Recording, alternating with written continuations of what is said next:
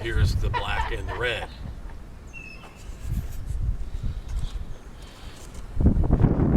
People didn't want to hear that. Oh, did I wreck it?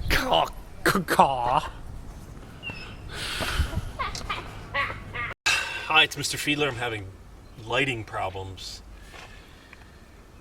I hope you can see. Let me do this.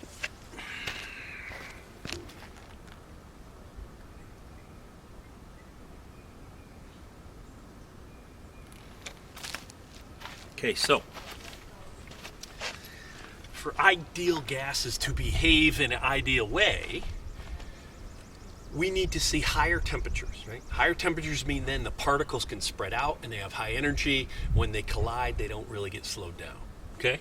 So what we also know then is that for gases to behave ideally, we need to have low pressure, okay? Again, low pressure allows them to spread out. They can collide. They don't really get in each other's way. They can behave ideally.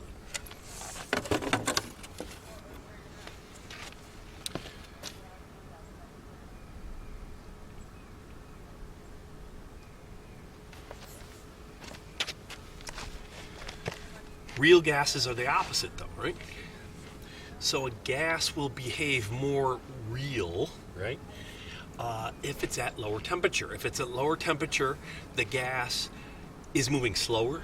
The particles are closer together. It doesn't have as much energy to overcome collisions and attraction from intermolecular forces. And so also we can see here at high pressure, right? At high pressure, the gas particles are going to be closer together. They're going to be moving a little bit slower. They bounce off each other a lot more. Intermolecular forces come into play here. So most gases are real, right? We don't do a lot of experiments with gases on the sun. So we have to use this equation.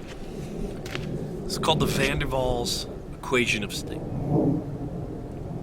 Okay, now, a way you can think of the van der Waals equation of state is maybe like this, where we have PV equals nRT, right? So PV, ideal gas, pressure, and volume, okay?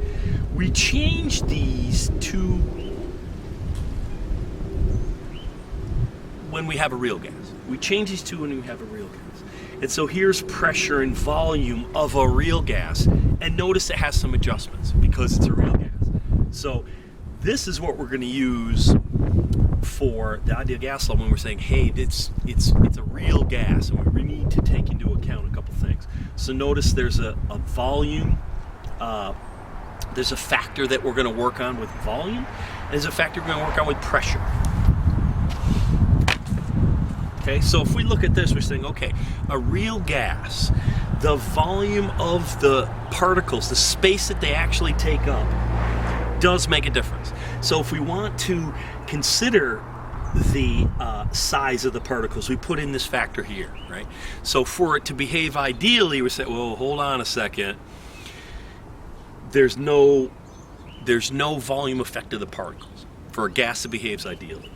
So for the van der Waals equation, we're going to take away the true size of the particles in there, because for a real gas, this adds to its volume, right? The particles itself. So we got to get rid of the size of the particles to be left with an ideal gas volume. Okay, so, and then what about pressure here, right? If we notice that this factor here, so this is how we change, right? This is how we change. We know that measured pressure for a real gas is low, right? Is lower than it would be in an ideal situation. So because the pressure is low, we want to add back in some pressure that accounts for the intermolecular forces, right? The effect of all that, and that's what this thing is here. So if we notice here, at high volumes, we don't have to add much back in, right? At high volumes, this number would be very, very big on the bottom of refraction, which means this adjustment is quite small, right?